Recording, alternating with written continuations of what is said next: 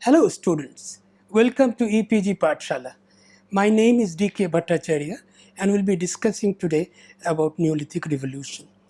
It is very interesting to note that the term Paleolithic, Mesolithic, etc. always refers to a chronocultural stage in cultural history of mankind. But the term Neolithic, however, is not merely cultural history, but it refers to a large number of gambit of social and ideological changes that occur with the adaptation of an economy of farming. So farming economy, it seems, is not to be treated the way we have been treating the Mesolithic, Microlithic economy or the Paleolithic economy. The changeover to farming is an issue that has been discussed by many authors. Bostrup, for instance, talks about the change of climate and the increase of population having led to a large number of population becoming dependent on a small area of land. So this required a large amount of increase of the production of the land and thus led to production economy. Malthus said that it was the increase of population which created the man's culture of farming.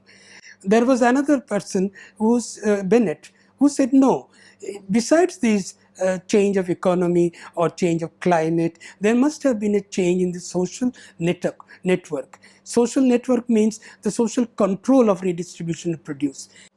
Bennett and Amartya Sen, the famous Nobel laureate, both of them said, okay, there can be a change of economy because of change of climate. There can be a change of economy because of demographic change. But in addition to that, there has to be some kind of loosening of social control that also leads to stress in subsistence.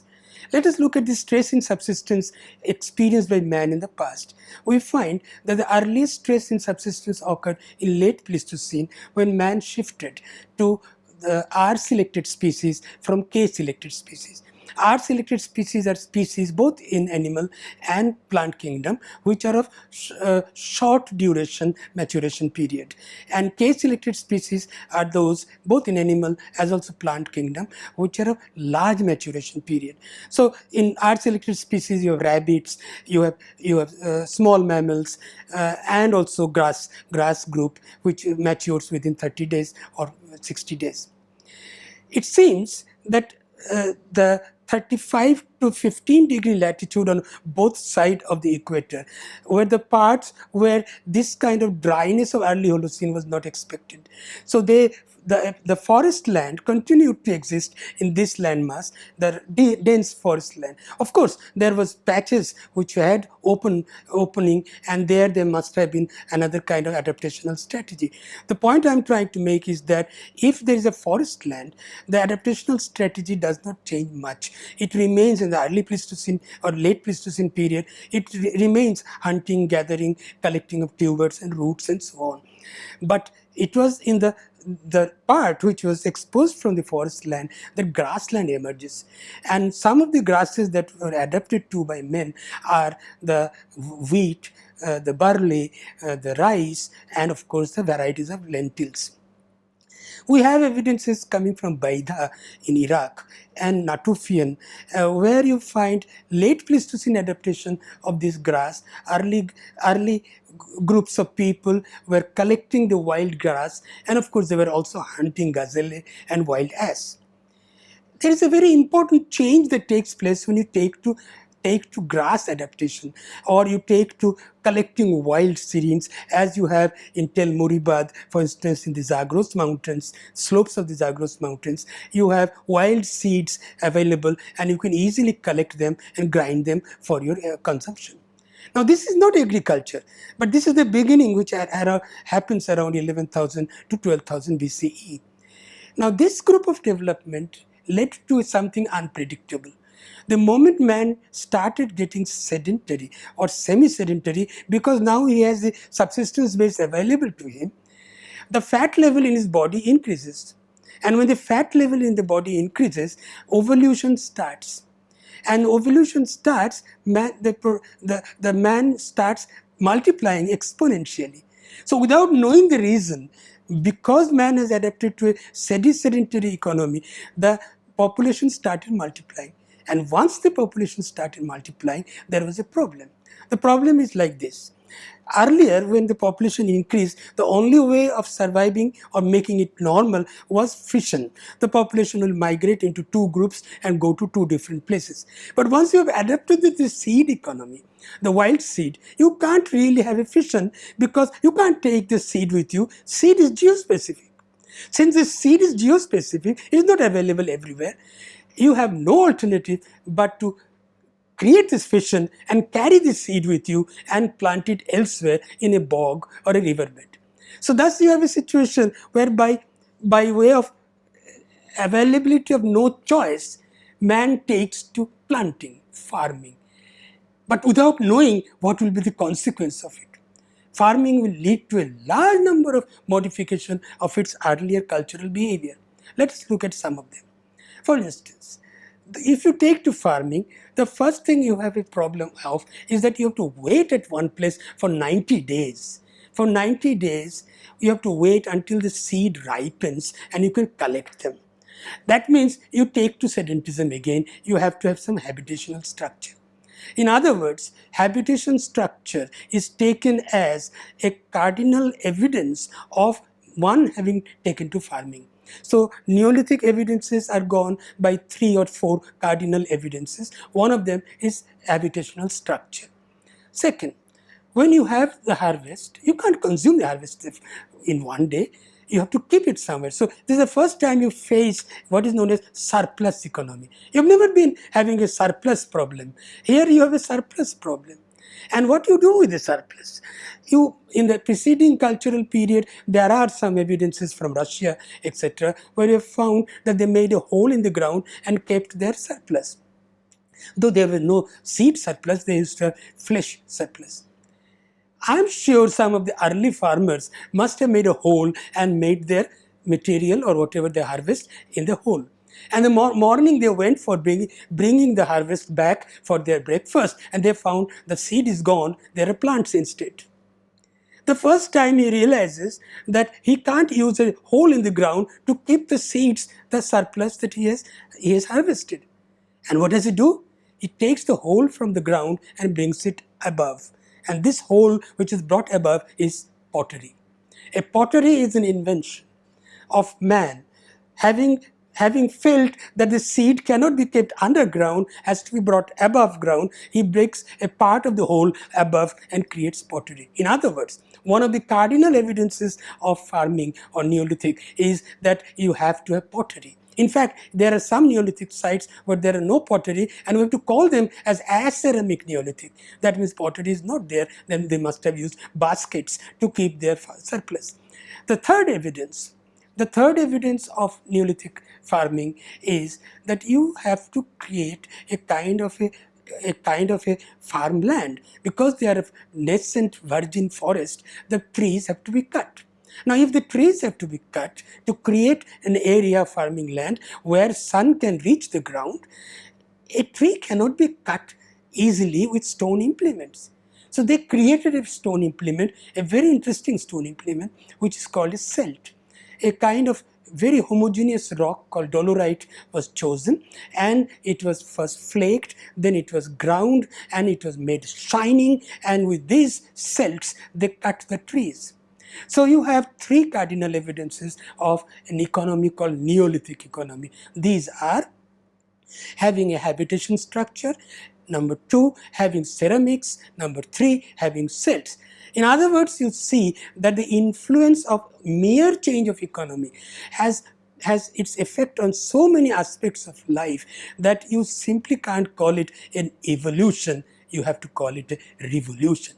Hence the word revolution, Neolithic revolution, and not mere evolution. Let us look at some of the evidences of Neolithic culture on the background of these issues. One of the oldest Neolithic sites that we have found from the western borderland of India is from Balochistan, which is of course not India, it is Pakistan, and then of course further north in Afghanistan, a place called Dam Sadat, Kiligul Muhammad, and of course Mehergarh. Mehergarh has a date of 6000 BC. 6000 BC we have found habitation structure of mud bricks. Mud brick is a brick which is sun-dried and not baked. And sun-dried bricks are used in the Middle East and Balochistan and many other places in Afghanistan and Iran where there is less rainfall, because otherwise the brick will melt. So we have a habitation structure in Mehergarh where these are round structures, and where we find celts, we find harvested barley and wheat, but we don't find any ceramic, and therefore we call Mehergarh as ceramic Neolithic. Now this is the western border of India. Let us go to the eastern border of India. If you go to the eastern border of India, in the northern Thailand, there are three sites: Banchiang, Bankau, and Non Nok Tha. Non Nok Tha is a seed economy, but Ban Chiang and Ban Khao are settlement sites which is also of 6000 BC date. 6000 Mehergarh, 6000 in Thailand. So you have two borders of India having complete evidence of having entered farming economy as early as 6000 BCE. Let's see what happens in India. So after the two borderlands, which are of course the land through which migrations must have taken place, let us see what happens in India. If there is an indigenous evolution, then it has to be seen as something which is of a local character. Let us see one site called Koldiwaha. Koldiwaha is in Gangetic Plain. We call it as Middle Ganga Plain, and here you have a beautiful Neolithic site of habitation structure, of ceramics, and not wheat, not barley, but rice, Oriza sativa. And the date is 4419 BC. So again, nearly 6000. So here is a development you can't say is migrated from Non Nok Tha or Ban Chiang or migrated from Mehergarh, because none of them had rice. So this rice is an indigenous development, because in the Terai region of Nepal and the northern part of Gorakhpur, you have so far, even today, 13 or 14 varieties of wild rice available in the Terai. So some of the wild rice was domesticated and a new kind of Neolithic development takes place. Let us look at the three attributes. Did they have habitation structure? Yes. What kind of habitation structure? We call it wattle and daub. Wattle and daub is taking dry branches of trees, dry twigs, etc., and make a mat of it by intertwining.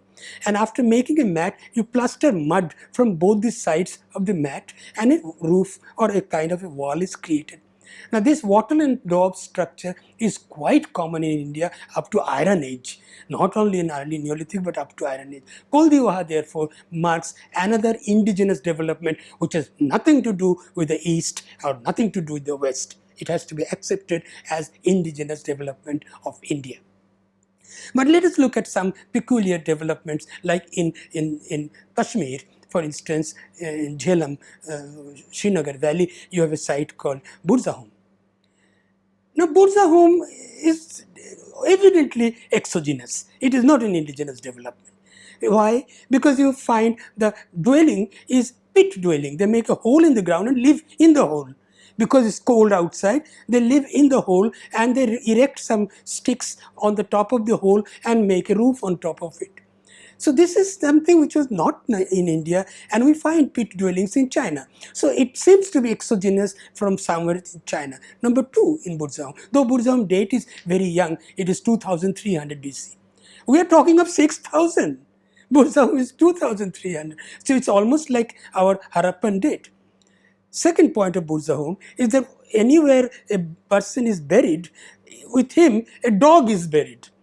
A domesticated dog, sometimes a part of the dog's bones are buried together, and you know at once that this is a Chinese character, because in South China you have many such Neolithic sites where a man has been buried with dog.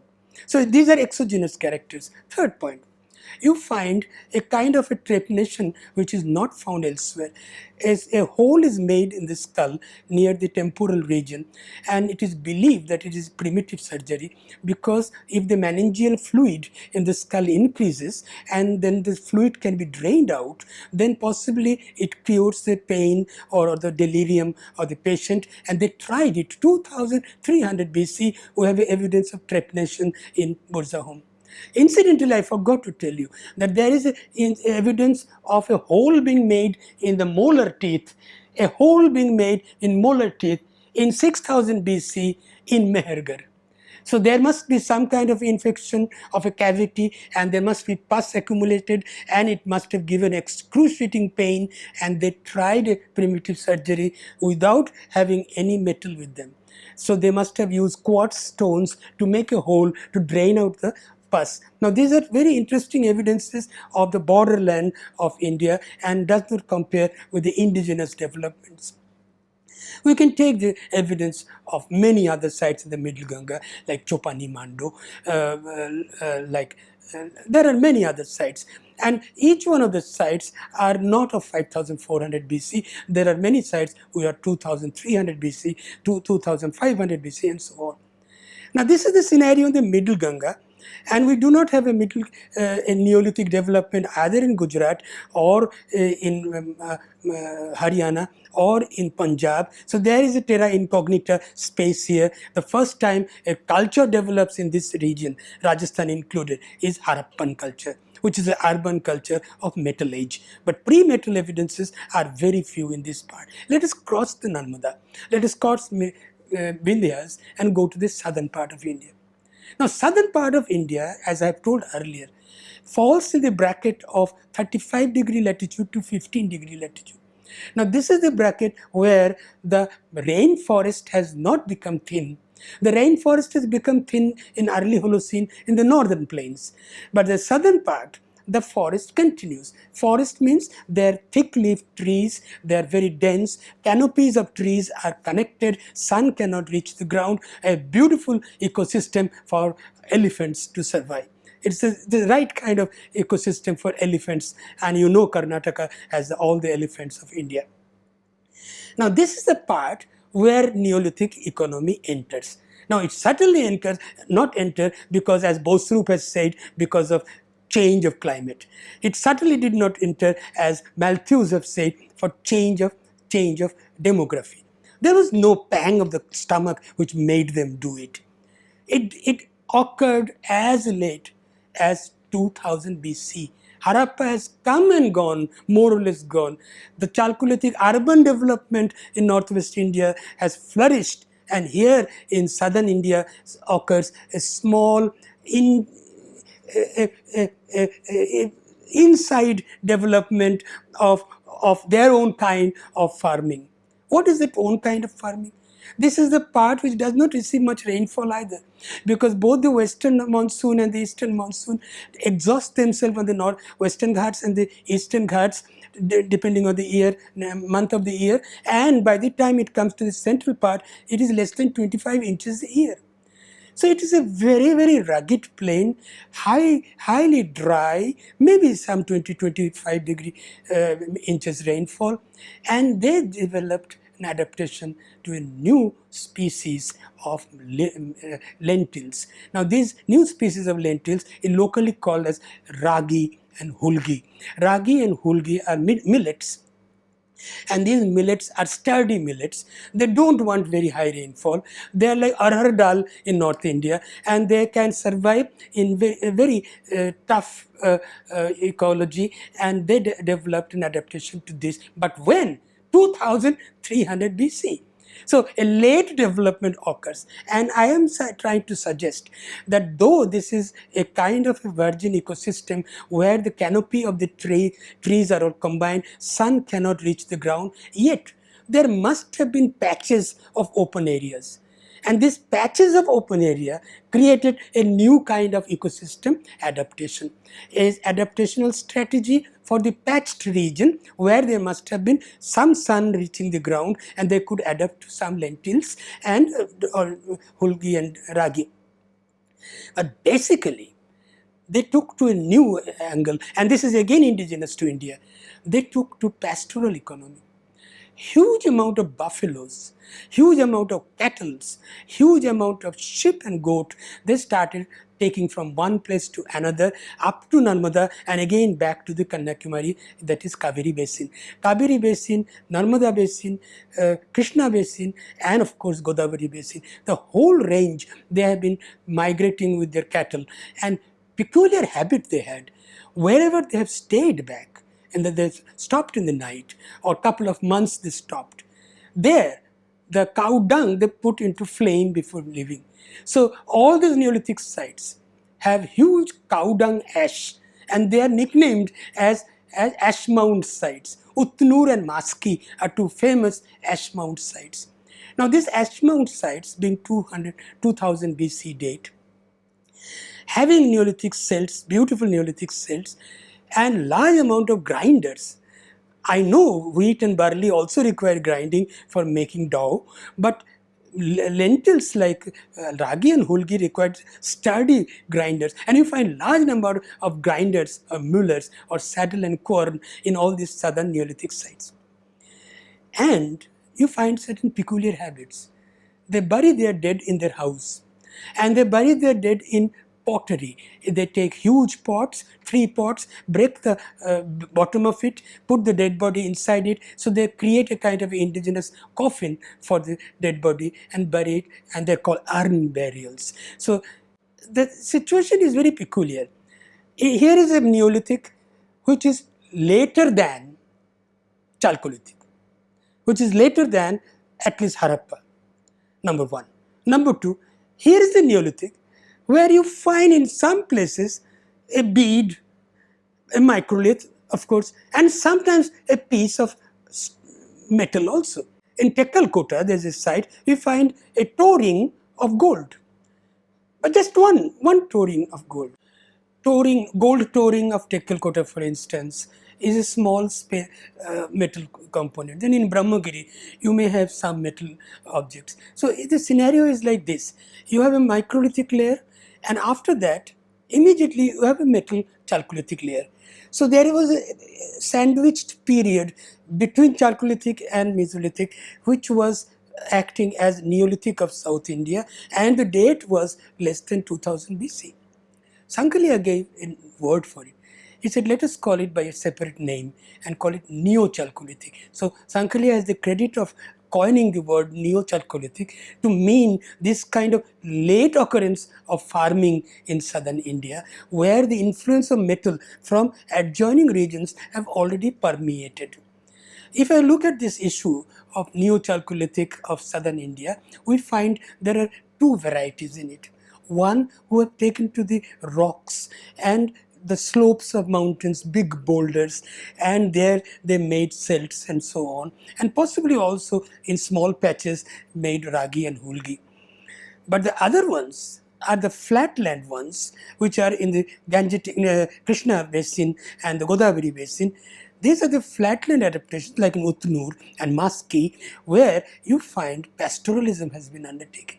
So you have groups, in a group taken to pastoralism, and you have huge ash mounds, and in the ash mounds you have even the impression of the hoof of the animals, so you know there is a pen of animals from where when the cow dung was wet, the hoof impression has come. So these are two developments which has absolutely nothing to do with the evidences that we have seen from the western borderland like Balochistan, Mehergarh, and the eastern borderland like northern Thailand, Banchiang and Nonnokta. So these two developments have not helped to enter into the 35 to 15 degree latitude. These 35 to 15 degree latitude is the rainforest region where small patches of lands or eco niches developed, and a kind of adaptation to a seed culture undertook, but the transformation occurred very late. And if it has occurred very late, one cannot talk of intensification of farming. When does intensification occur? Intensification occurs when a political power comes and makes one produce more food than the culturally determined cutoff point. Culture determines a cutoff point. This much is enough for us. But a political power says, no, you create more. And a surplus gives a power. A power for trade, power for having a more and more land production. Now this kind of intensification of production economy is not visible in southern India because of a different kind of eco-adaptation. The adaptation is quite different. Let us go for a little while to the eastern part of India. If you cross Brahmaputra or you cross Middle Ganga Valley, you have another kind of ecosystem of very high rainfall. And this very high rainfall has been the path through which migration of people have occurred from as far as South China through northern Thailand into Assam or Ahoms and then into the Middle Ganga Valley. Now this is the part where we have two sites. I am sure there are more sites if you look for it. One is called Ban Chiang, which is in North Kachar Hills, and the other is called Kuchai in Orissa. So you have some sites, both Kuchai as also the North Kachar site. You have evidence of handmade pottery. Now, when Sankalya gave the term Neo Chalco, he made an attribute for it. He said Neo Chalco will be that layer in which Neolithic cells are there, but the pottery is handmade and ill-fired.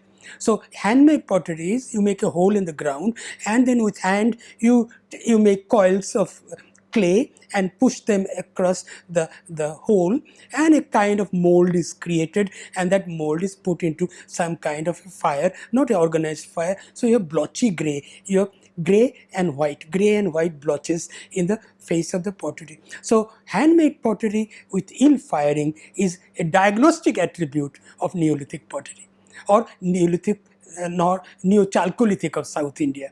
Otherwise, you cannot call them pure Neolithic, because here and there you find a metal which has seeped in, a metal of an antimony rod in Brahmagiri, a touring in Tekkalkota, in Sangankallu something else, in Tinarsipur, Maski, Payampalli, Uttunur. You have sites galore, and all these sites show a bead here, a terracotta object there. So it shows that they are Chalcolithic, but mainstay of the culture is Neolithic. So Sankalya's expression of the word Neo-Chalcolithic or Deccan Neolithic is best suited for this 2000 BC to almost as much as 1000 BC sites in southern India, which developed in the rainforest patches of small ecosystems within the rainforest as an adaptation of a very, very sturdy lentil called halgi and ragi.